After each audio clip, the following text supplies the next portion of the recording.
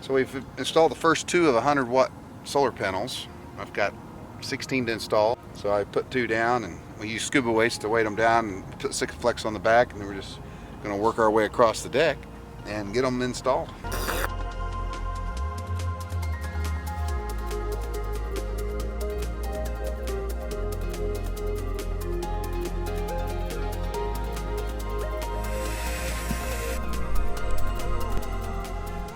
Drill the holes for the entry into the stainless steel.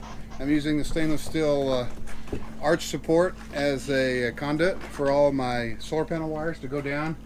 And they go down and they go down into the our starboard headliner in our starboard aft cabin. And then from there they go forward down into the batteries. Wow.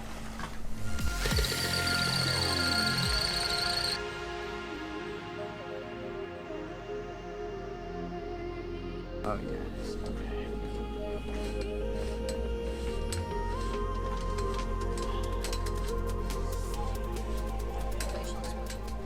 What are you doing down there?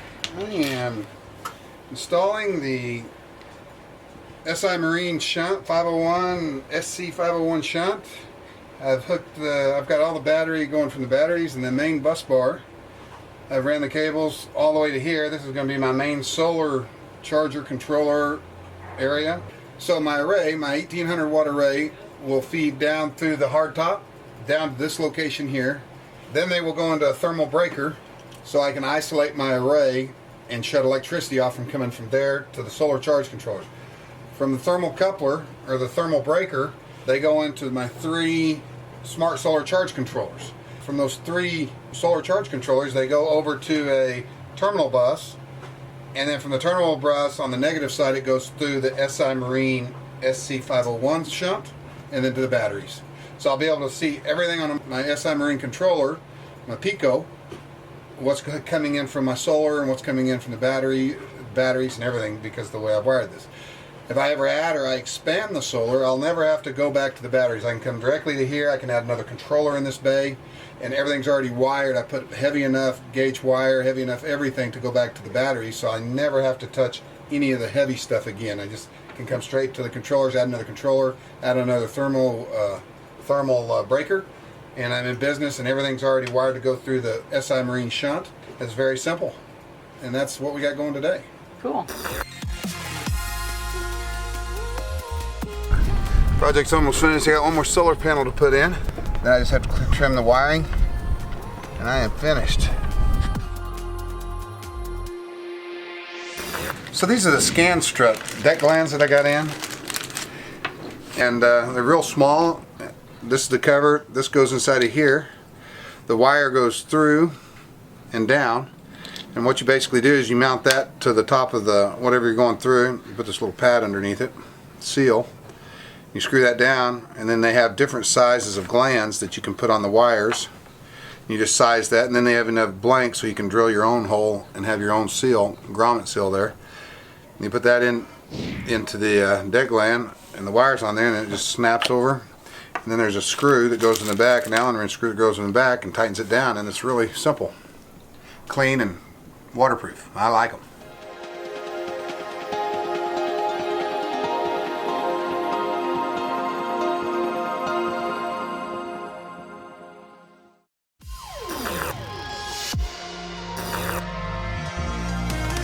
Alright guys, so this is our solar panel. It's complete now. I've got 1400 watts of solar up here on the top deck. And as you can see, it's a nice clean install up here. We use the Scanstrut DSH6 deck glands to go straight through the hole. And the reason I chose those is because they're small enough where I have limited space where I can run the deck gland all the way out to the edges. Like in these, it goes all the way out to the edge because that's where I had to run the wire through the bottom of the deck. So those worked out really well. I was also able to group a bunch of them together, whereas if I had a bigger deck gland that could only hold 1 or 2 or 3 cables, there wouldn't have been the room up in those places to run a different kind of deck gland. So the Scanstrut deck glands worked out really good for us. And as you can see, the solar panel is nice and clean. Those are lay down, walk on solar panels. The way I wired the solar panels is, let's take these 200 watters right here, the 2 I'm standing on right here. Those are wired in a series. And then those go down to the terminal bar and two more, like these two, are wired in a series, and those then get wired parallel into a terminal baller down there. And I did that with 1, 2, 3.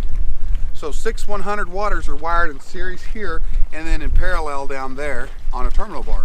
And I did that with all of them so that I could spread out the shading from the boom and mass shading. And it's a floating compromise. It's a compromise on how to wire that the best way to get the best results. And that's what we ended up doing. I almost think a pro did that. Yep.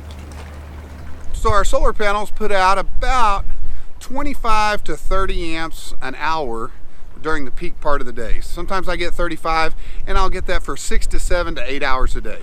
They work really good. They're good walk-on panels, and you know, obviously you don't want to be wearing hard shoes or anything like that out here. I'm not recommending the panels yet because I don't know how they're going to hold up over time. So I don't want to give a recommendation whether I like the panels or not. So far they're working good. They're 18-20 volt panels.